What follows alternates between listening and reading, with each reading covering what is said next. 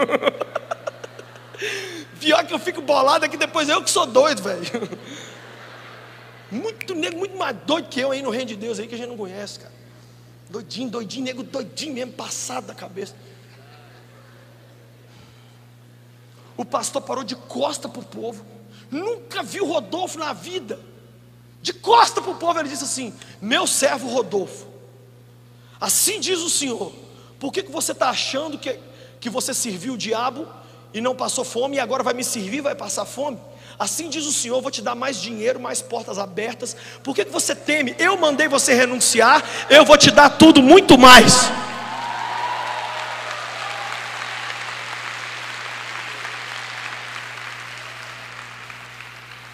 Discípulo de verdade renuncia 4 objetos. O primeiro objeto que um discípulo de verdade entrega para Deus é esse aqui, ó. Deus, estou te entregando os meus recursos. Discípulo de verdade, quem tem a senha do cartão é o Filho de Deus. Ele vira para a gente e fala assim: e o meu dinheiro lá no banco, como é que está? Jesus pode meter a mão no seu dinheiro? 3, 4 cabeças balançaram assim. Já é uma taxa alta para uma multidão. Eu achei que não ia ser ninguém. Eu fui membro da igreja do pastor Benihim durante uns anos, e eu trabalhei lá no ministério com jovens. E uma coisa que o Benihim me ensinou foi o seguinte: quem entregou o coração para Deus, entregou o bolso. Se você diz que não entregou o bolso e entregou o coração, você é, na melhor das hipóteses, um hipócrita. Eu tenho tanta experiência com o Senhor nessa área, de juntar um dinheiro. Ai, vou tirar umas férias. Jesus fala assim: pega o dinheiro das férias, anota aí, dá 3 mil fulano, 5 mil para ciclano, 4 mil para não sei quem. Jesus não brinca não. Isso é dinheiro que eu guardei um ano inteiro, Senhor. Nós estamos em novembro, em dezembro. É agora que é a hora do forró, de gastar, de pernil, de chester, de dar um par de meia para minha sogra. Me ajuda, Deus.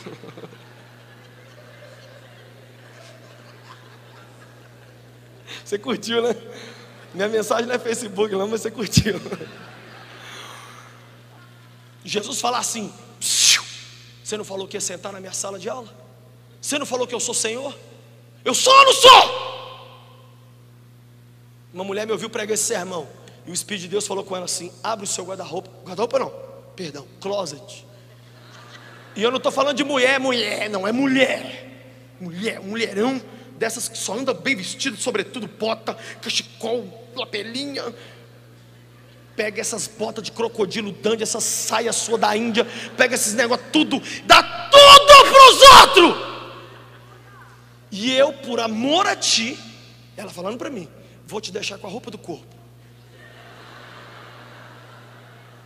E essa mulher me ligou e chorava no telefone com coisa que tivesse morrido um filho. É o equivalente ao homem dar o carro. O homem dar as roupas para os outros é um favor, que é menos coisa para ele perder dentro de casa. Homem roupa não tem nada a ver. Quantos jovens já me procuraram? Eu já perdi a conta. Essa semana, mais de 5 jovens me procuraram: pastor, sabe o que Jesus mandou eu renunciar? E quando um jovem renuncia, isso que eu vou falar aqui, ele converteu, velho. Meu Facebook.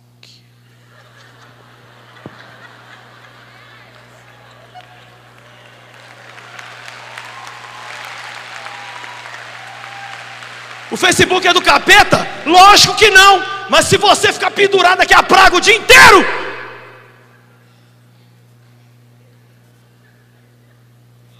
os seus recursos são de Deus. Você tem que entregar para Deus tudo. Falar: Jesus, é tudo teu, faz o que o Senhor quiser. Certa vez eu estava no culto, ele falou assim: eu tenho um pedido para te fazer. Eu falei: é o meu carro? Porque eu estava com a chave do carro. Ele falou: não, é o carro da sua mulher. Eu falei: Jesus, não faz isso, mexe com as minhas coisas, não mexe com a da minha mulher. E a minha mulher, ela busca a Deus. Quando eu fui falar com ela dentro do culto, ela falou assim: pode entregar tudo. Era o dinheiro que a gente estava guardando para o carro dela. Eu tinha prometido dar um carro a ela se ela tirasse carteira. Eu achava que ela ia tirar, nunca na vida ela tirou.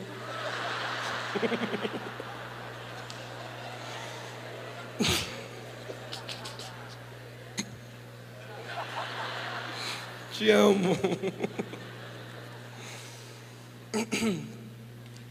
Ela tirou, não achei nunca.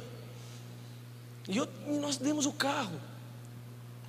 Renúncia dos bens. Segunda coisa que um cristão verdadeiramente que leva a sério renuncia. O segundo objeto é esse aqui. Ele vira para Deus e fala: Deus, meu tempo é do Senhor. Ele levanta de manhã e fala: Deus, eu já estou com a minha agenda do dia toda prontinha. Eu tenho reunião, eu tenho correria, eu tenho que ir lá, vir cá. Mas, soldado no quartel, quais são as ordens do dia? Muda tudo, sim. Sabe quantas vezes o Espírito Santo já fez isso comigo? Mandou eu mudar tudo. E mandou eu ficar dentro de casa orando e lendo a Bíblia, quando tinha 1 milhão de coisas fantásticas para eu fazer. Outro dia uma emissora de TV cristã me ofereceu um programa de televisão de 2h15 ao vivo, todo dia de manhã. Meu irmão, nem William Bonner tem um programa desse tanto na televisão. 2h15 ao vivo, para eu pregar, para eu gritar, para eu sapatear, trepar nas mesas, segunda a sexta. Se eu fosse pagar em dinheiro, era $500 mil, $1 milhão por mês. Fui orar. Hoje não mexe com esse negócio de ser treinado por Jesus, não. Você vai passar um negócio, você vai ficar doido, porque Ele manda você renunciar a coisas assim, escalafobéticas. Ele fala, não aceito. Eu virei pro cara lá, chamei ele lá em casa, que eu pensei, se ele quiser me agredir, a minha mulher está perto pelo menos, liga pro 190. Levei ele lá em casa, sentei lá e falei, eu não vou aceitar. Ele falou assim, quê? Tá tirando com a cara da emissora? É playboy, você é playboy. Aqui ó, tá abusando. Ligou para uma pessoa e falou assim, aqui ó, já tá cuspindo na gente já. Ó, Eu falei assim, eu posso deixar, eu posso terminar de falar? Pode. Eu estou renunciando isso aí, porque Jesus falou que Ele quer que eu fique lendo minha Bíblia e orando de manhã. Ele falou assim, what?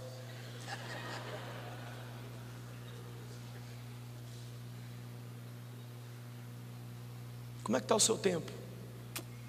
Eu estou sem tempo, pastor.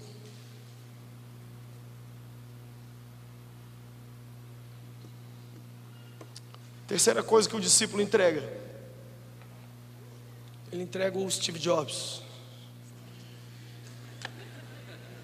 O que é o celular? É o objeto que a gente usa para fazer os planos e concretizar os nossos sonhos. É com ele que a gente fala, vende, compra, estou chegando, vai, aceito, não aceito, morre, vive, some. É com o celular. O que significa entregar esse objeto para Deus? Significa dizer, eu não faço os meus planos mais. Sabe o que a gente tem feito com Deus ultimamente? A gente pega os nossos sonhos, olha para Deus e fala assim, Deus, está aqui os meus sonhos, por favor, está vendo aqui onde tem esse pontilhadinho? Dá uma assinaturinha aqui para mim, e tem uma conta aqui embaixo, Senhor, por gentileza. Aí Ele vira para a gente e fala assim, deixa eu te fazer uma pergunta, você está me comunicando, ou você está me pedindo uma opinião? Não, Senhor, eu estou te comunicando que eu estou mudando para os Estados Unidos. Não, eu estou te comunicando que eu vou fazer esse curso na faculdade. Não, eu estou te comunicando que eu vou namorar fulano. Eu estou te comunicando que eu vou vender minha casa. Eu estou te comunicando. Tem um amigo meu que um dia comunicou o pai dele que ele ia numa festa. Só que a festa não era crente não. O pai dele falou, já que você está comunicando, então vai. Mas o senhor não vai me abençoar não? Ele falou, não, você está só me comunicando, eu não tenho parte nessa história. Coisa mais simples que aconteceu com esse garoto nesse dia foi ser preso pela polícia. Isso foi a parte boa. Quando ele conseguiu chegar na festa, os caras na festa queriam bater nele, furou o pneu, ficou sem dinheiro, ficou 2 horas na cadeia. Ele voltou para cá 6 horas da manhã, chegou em casa e falou, pai, nunca mais eu te comunico nada. Tem gente aqui nessa tarde sofrendo porque andou comunicando algumas coisas para Deus, e Deus ficou assim com o dedo assim, e a minha opinião? Não, Senhor, você não está entendendo, não estou querendo a sua opinião, eu só estou te comunicando. Mas um discípulo entrega os planos e fala assim, Jesus, seja feita a tua vontade e não a minha. E o último objeto que um discípulo entrega é esse aqui. Ele coloca ele aos pés de Cristo e diz, está aí os meus relacionamentos. É o Senhor que vai dizer com quem eu vou me relacionar, com quem eu vou fazer parceria, com quem eu não vou, com quem eu me caso, com quem eu não caso, em que igreja que eu vou, em que lugar que eu trabalho, com quem eu compro, de quem eu vendo, para quem eu vendo, com quem eu faço negócio, com quem eu não faço, quem vai ser meu parceiro ministerial, quem não vai estar aqui. O Senhor é que decide. É fácil? Não é. É gostoso? Não é. Não existe romantismo, gente, em seguir a Jesus. Seguir Jesus é para gente doida, é para gente esforçada, é para gente que entendeu o que está escrito em Mateus 11:12, quando diz, desde os dias de João Batista até hoje, o reino de Deus é tomado por esforço, e aqueles que se esforçam, que metem a cara, e que dói do cabeção, esses se apoderam dele. O resto, esse monte de lesma que se diz cristã, que está aí na multidão do oba-oba, só cantando as musiquinhas e vindo atrás de Jesus. Esse povo aí do Zeca Pagodinho, deixa a vida me levar, esse povo aí não tem compromisso não. Os maiores homens e mulheres de Deus não se tornaram os maiores homens e mulheres de Deus pelas coisas que eles alcançaram de Deus, mas pelas coisas que eles tiveram coragem de entregar para Deus. Olha Abraão. Abraão não é famoso porque ele é o pai da fé. Abraão é famoso porque um dia ele ficou a vida inteira pedindo a Deus um filho. Quando Deus deu um menino chamado gargalhada para ele, Deus falou: agora eu quero matar a gargalhada. A palavra Isaac significa sorriso, gargalhada. Eu vou matar a gargalhada agora. E Abraão ficou: o senhor quer que eu mate a minha gargalhada que eu levei 100 anos para conquistar? É isso que o senhor quer? Demorou. Menino, vem cá, pega a faca aí, por favor. Madeira, vamos embora. Chegou lá, o menino, como diz meu amigo Thales, mesmo sem entender. Para, Abraão, você está ficando doido. Olha o que a Bíblia diz que Deus falou lá do céu. Para, menino, agora sei que temes a Deus, pois não me negaste o teu filho, teu único filho. Qual entrega sua já emocionou Cristo? O que você já entregou para Jesus que fez Jesus ficar de cara e falar assim: para essa cantoria aqui no céu, que eu achei um negócio lá embaixo mais lindo que vocês cantando aqui. Vou contar 2 histórias e vamos orar. Primeira, certa vez eu convidei uma banda de amigos meus para ir na igreja tocar, na minha igreja. Aí eles foram, chegaram lá, uma bênção, tocaram, uma banda simples. A gente estava querendo dar moral para os meninos, nem CD gravado eles tinham não. Mas aí eles dirigiram, saíram de uma cidade lá perto de BH, foram para lá, chegaram lá, tocaram.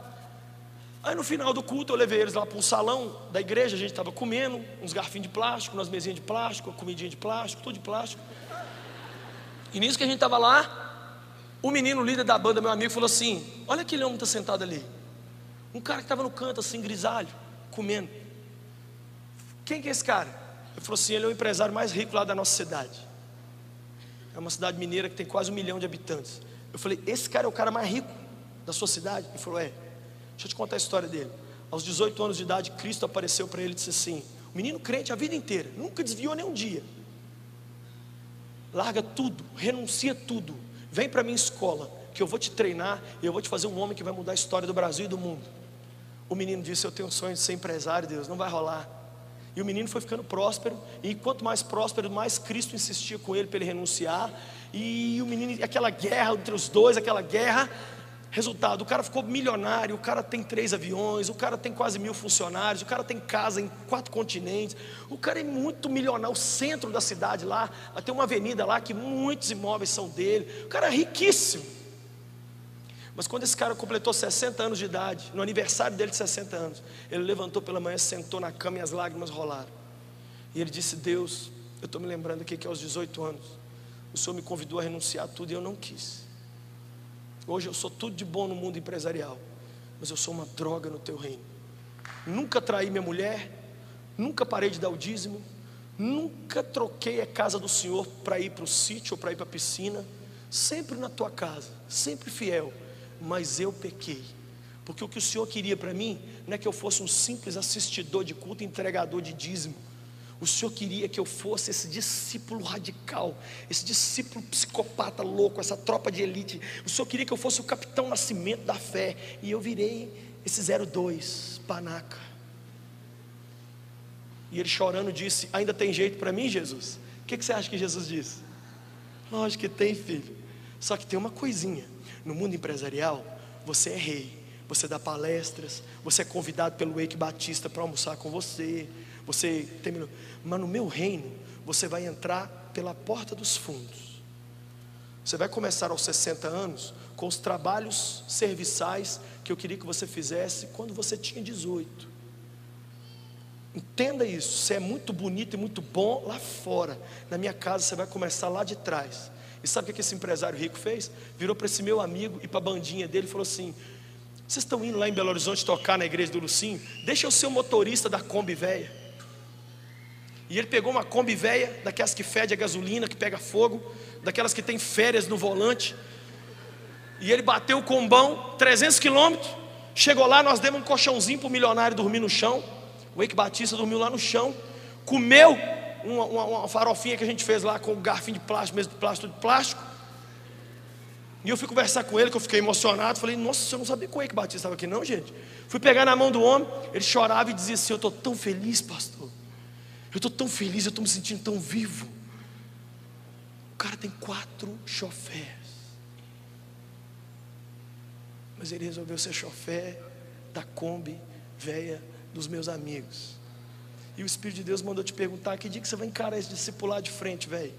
Você que está sentado aqui hoje, você pastor, você seminarista, você adorador, que só quer chegar e tocar, está tudo pronto aí, só chegar aí, plão.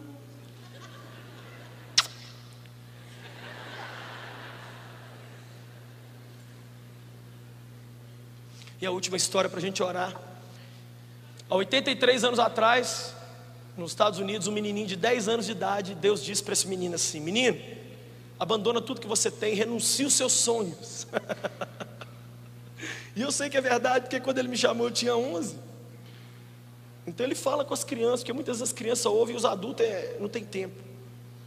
E ele falou com o menino: renuncia tudo que você tem, que eu vou te transformar no cristão que o mundo vai ficar assim. Ele disse assim: Deus, eu posso orar antes? Eu fico imaginando Deus rachando de rir. Você tem o que para renunciar, menino? Um hamster e uma bicicleta velha? Mas o menino pediu, Deus respeitou. Aí, naquela época, a professora chega na sala de aula e diz assim para aquele menino, para aquela turma: gente, eu consegui um negócio fantástico. Eram alunos muito pobres na Carolina do Norte. Eu consegui uma viagem de graça de navio para a gente ir para a Inglaterra, conhecer lugares lindos na Inglaterra. Nós vamos atravessar o Atlântico. Quem quer? 50 alunos pularam no navio e atravessaram o Atlântico e foram na Inglaterra. E a tia mostrando Londres, e mostra e tal, e mostra um monte de lugar. De repente chegaram na casa onde havia vivido o famoso evangelista John Wesley. Se você não conhece a vida de Wesley, então você está sofrendo. Wesley era um psicopata muito doido por Jesus. O cara orava 4 horas por dia. Ele pregava às vezes 7 vezes num dia. Wesley foi responsável por um dos maiores avivamentos da história do cristianismo. Um homem que disse assim: Deus, me dá 100 pessoas que não tem nojo de nada a não ser do pecado e que não ama nada a não ser o Senhor, e eu mudo o mundo. Um homem doidinho. Wesley, quando pregava muito mais doido do que eu. Vocês acham que eu prego doido? Você sabe que frase que é de Wesley? Wesley dizia assim: ponha fogo no seu sermão ou põe o seu sermão no fogo. O Wesley parecia o Hulk, parecia um trem doido pregando. Muita vida de Deus.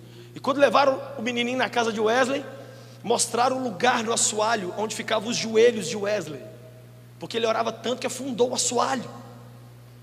Aí a tia mostrou e saiu com todo mundo. Quando chegaram no outro lugar, aí a tia foi contar, 49 meninos. Eu perdi um menino miserável desse, cadê? E voltou doido, endoidando. Gente, acha o menino, perdeu o menino. Quando entrou na casa de Wesley de volta, que ela encontra aquele menininho de 10 anos com o joelhinho bem no lugar onde Wesley orava. E o menininho estava dizendo as seguintes palavras, de olhinho fechado: Deus, eu tomei a decisão, tá? O senhor está preparado? Eu renuncio tudo. Eu entrego tudo para o Senhor, e eu quero ser tudo isso que o Senhor falou que vai fazer de mim. Agora, faz de novo. Faz comigo o que o Senhor fez com Wesley.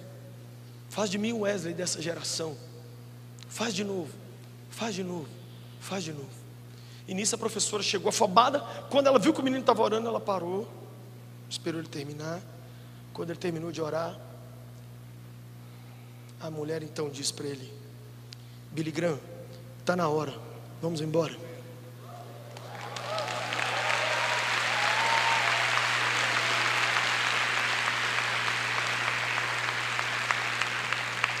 Quem é Billy Graham?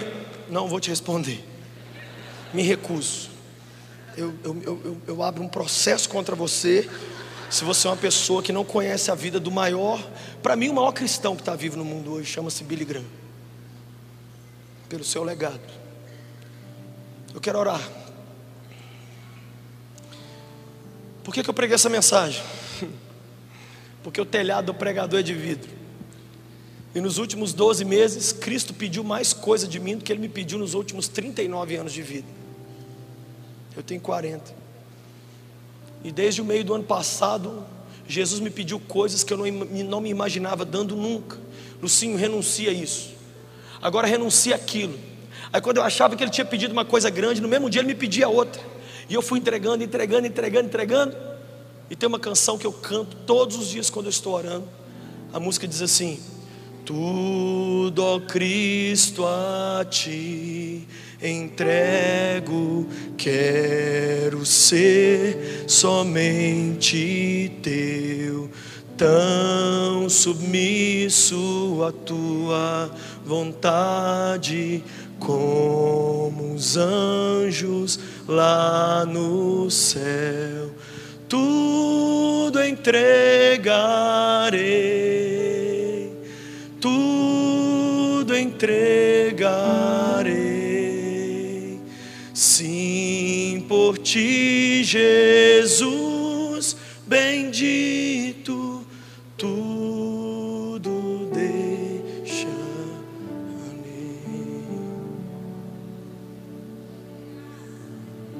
Eu sei que Ele ainda tem mais coisa para pedir de mim, muito mais.